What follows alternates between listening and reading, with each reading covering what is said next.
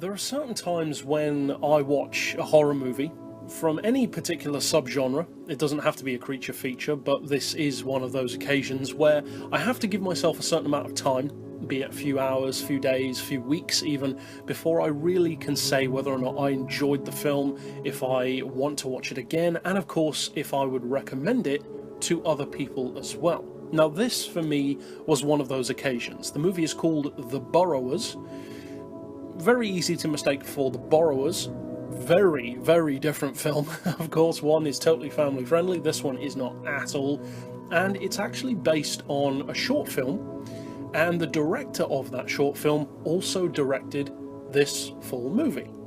And the guy's name is J.T. Petty, who some people who are into gaming or certain comic books might find that name familiar. He wrote Batman Begins, the video game, and Tom Clancy's Splinter Cell, amongst other things as well. And as far as writing goes, he seems to be pretty good. What about as far as directing though, and what is this film like overall? Well, to sum up the movie in its entirety, I would say that you can quite comfortably say that this movie is like what you would get if you combined Tremors and Bone Tomahawk. If you put those two things together, this is very much so the end result, at least as far as I'm concerned. The concept of the film, of course without spoiling anything specific, is a Western-themed horror. It's set way back in 1879.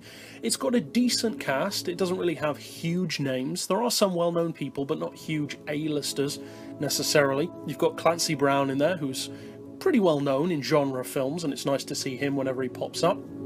And there's also one of my personal favourite actors, Doug Hutchison, who isn't in a huge amount of things. He's in The Green Mile. I personally loved him in X-Files. He was also in Punisher Warzone, which I love that movie. I think it's very undervalued. I love the savagery that Frank Castle has in that film. But he's also in this, and he's fantastic at playing that kind of little weaselly, wily, evil kind of guy. In this movie, he's a little bit underused, to be honest. He's in the film, he plays the exact kind of role that you'd expect him to have, a sleazy kind of guy in a position of power that he shouldn't really have, very similar in fact to The Green Mile, but he doesn't get a huge amount of screen time, and to be honest, again, this doesn't really spoil anything, but he doesn't play a hugely important role in the film. He's not fodder, but again, he's, as I said, a little bit underused, as is, I would say, Clancy Brown as well, unfortunately. Now, the main character in the movie, for me, is one of the biggest faults with the film. He's not awful, his acting isn't awful, he's just not a particularly likeable character to follow. He doesn't really take charge, he's always following others rather than leading or just going out by himself to accomplish what he needs to do. And although that may seem like something which could make sense, maybe he's just not a guy in a position of authority or doesn't have the confidence needed, that's fair enough in some films, but in this one, the plot revolves very directly around him, because they believe, and this is where the Bone Tomahawk aspect comes in, that a small family, in particular the daughter of the family, who he is in a romantic relationship with, has been kidnapped by some Indians, and they're going back to try and save her. Most of the people in the group don't hold out too much hope of getting her back alive, understandably, but of course he wants to go and try and find her.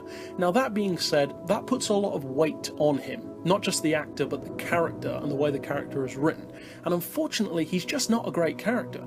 The other characters in the film easily overshadow him. Now maybe that was a deliberate choice to try and make him come across as being quiet, lacking confidence, and not really knowing what he's doing half the time, sometimes putting all of them in jeopardy very directly, but it just makes it difficult to support him on his journey. If you're kind of supporting someone who feels like they wouldn't really last 5 minutes in this situation, then it kind of hurts the suspension of disbelief, at least for me personally, especially in the universe and the world that this movie presents itself as having. Because from the science side of things, I love what they did with the creatures. Visually, not so much. The creatures are unfortunately predominantly CGI, which is understandable for faraway shots, the way the creatures move.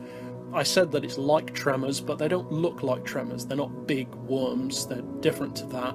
but they go underground, just like Tremors do, and they act in a fairly similar way, but there's a certain cruelness to these creatures. And it's not necessarily a deliberate cruelness. I wouldn't classify the creatures as evil. They're just animals, essentially, in a similar way to Tremors.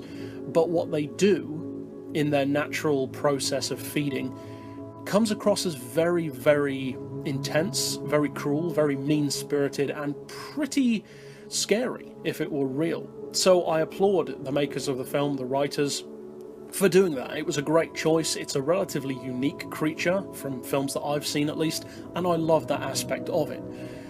But there are some aspects of the science behind the film which I'm not a huge fan of. Again, I can't really mention this one because it's a spoiler, so I won't go overly specific, but the way that you can kill the creatures is, well, not exactly in line with the way the rest of the film presents itself. And as I said, I'm not going to spoil that, but you'll see what I mean when you see it in the film.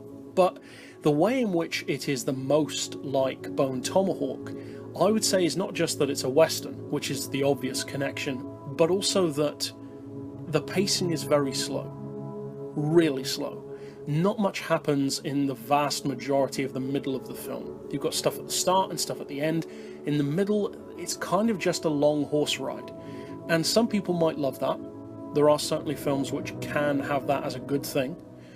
Some older westerns, for instance. But they tend to be movies which are more about conversation and the journey, not horror films, where you're there for the specific reason of seeing horrific things and being scared. And the simple fact is, sat on a horse for an hour isn't that scary. Not unless you're imagining the chafing that's going to happen. But apart from that, that just doesn't make a great horror environment, at least for me personally. You could use the time to build up the terror, but that's not really done in this film. And it probably sounds overall like I'm attacking the film, that I didn't really like it that much. And that's not the case. It is a movie which I would be cautious about recommending, because in the exact same way as Bone Tomahawk, this is a movie which will categorically not appeal to everyone. The way the story is told, the mean-spirited nature that the film has, and it can be very mean-spirited sometimes, not just with the creatures but with some of the people as well, which is again kind of a cliche in cowboy films, in western films, and this uses that aspect pretty well. But at the same time, it's not going to appeal to all horror audiences. Those people who do love it will probably have it as one of their personal treasured favourites and undervalued favourites, and I can totally understand that. For the rest of us, probably myself included, not so much. I'm glad I purchased the movie, I'm glad I watched the movie, and for the right person, I would recommend the movie. Of course, that's why I'm reviewing it, because it is an undervalued film, but at the same time, I don't love this film. Even having given myself time to mull it over, it is the kind of movie that I think would be better on a second viewing, because you know what to expect, you know what the pacing is going to be like. Certain reveals that happen in the film aren't that important. They are reveals, of course, but they're not like movies where it hinges on the reveal, like a mystery film, for instance. It's more about the journey, in a similar way again to Bone Tomahawk. So, generally speaking, if you liked Bone Tomahawk, if you've seen that movie, if you enjoyed it, and if you like the whole slower pace, journey-based story with an inciting incident, then a long, slow journey with character development to more or less of a degree, and then a big, fancy crescendo of an ending, which is exactly what Bone Tomahawk is, then you will probably enjoy this one. For me personally, although I like aspects of Bone Tomahawk, I didn't love that film. So, by definition, I'm not going to love this one either.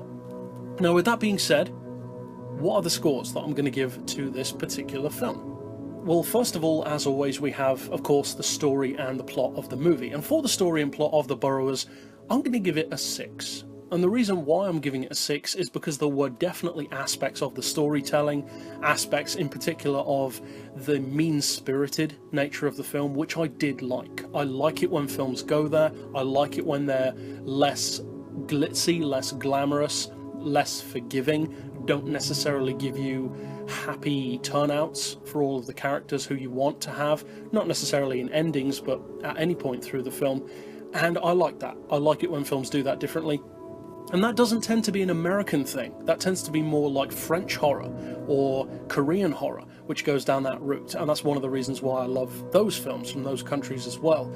In America, it's far rarer to see that kind of thing happen. It typically has kind of a polished, not necessarily happy ending, but more of a traditional expected storyline with an expected way of telling that story. And this doesn't have that. So although I like that, definitely, it's refreshingly different, at the same time, the pacing hurts the story score a little bit. It also hurts the rewatchability, but we'll get to that later. And overall, I liked it enough to rate it above par, but definitely not enough to rate it extremely high.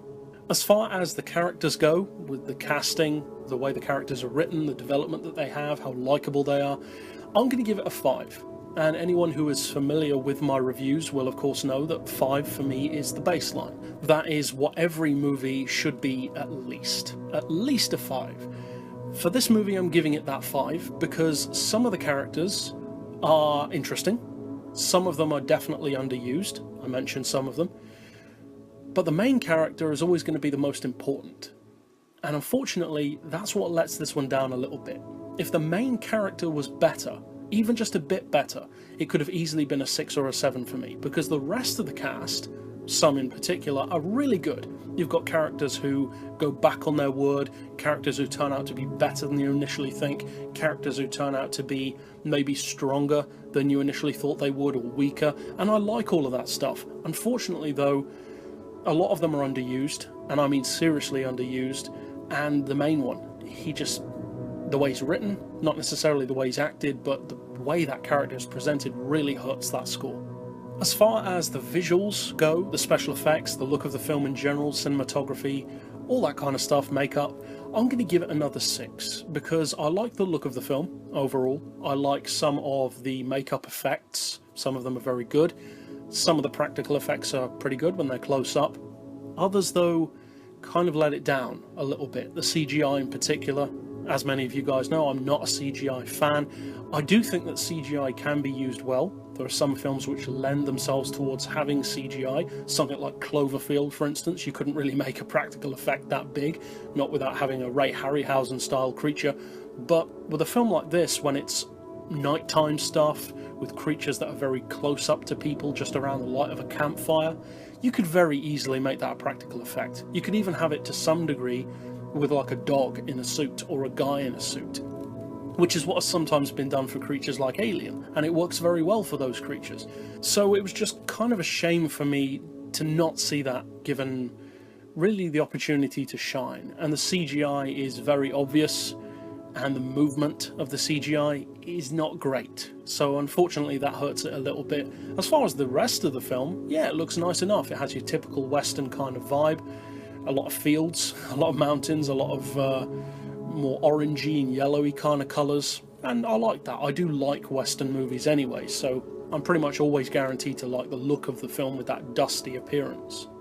As far as the audio of the film, the soundtrack, the music, but also sound effects, for instance, on creatures, if it's a monster movie like this one, I'm going to again give it a 6, because it was above par. I did like the music, I like the sound effects of the creatures. In fact, some of the sound effects on the creatures were pretty good. They were reminiscent of certain other creatures which I'm a big fan of, but at the same time, it wasn't mind-blowing. The music, the soundtrack for me wasn't mind-blowing, wasn't overly memorable either, and the creature effects, as far as sound goes, are sparing, because there aren't really a huge amount of sightings of the creatures in the film, so you don't get a huge amount of opportunity to interact with them, even on an audio level. When they are there, it's pretty cool, so I am giving it a 6 overall.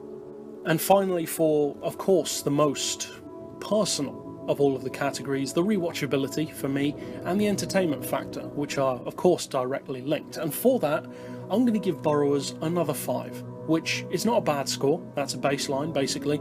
And the reason why I'm giving it that 5 is because of exactly what the number means. A 5 out of 10 is 50-50. And that's exactly what I feel about this film. It's got a 50-50 chance of me watching it again or not watching it again. It is very much the kind of film, and this has happened on the channel before, it's the kind of film where I probably won't take the time to watch it again myself, quite simply because there are so many other films which I haven't watched yet, which I would rather give a chance rather than watching this one twice.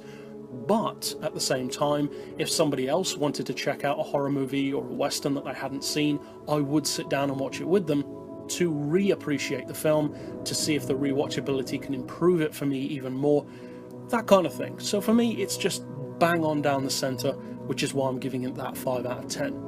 And overall, as a tabulation of all 5 of those categories put together, I'm giving the Burrowers a little bit under par, but still a decent enough 2.8 out of 5, which isn't a score which sounds that amazing.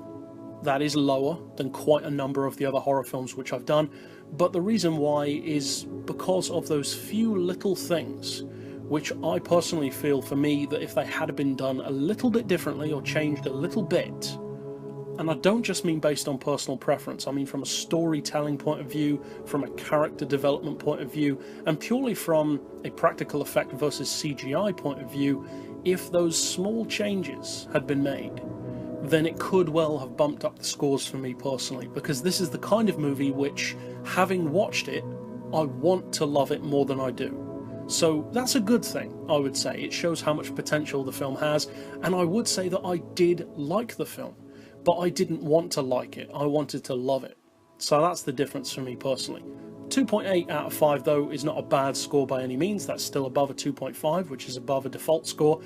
And overall, I would recommend checking it out if you're a fan of Bone Tomahawk, if you like alternative westerns, and of course if you like creature feature horror films, and especially ones with a slightly different edge. But that's it overall for this particular pick. I'll see you guys next time, and as always, thanks for watching.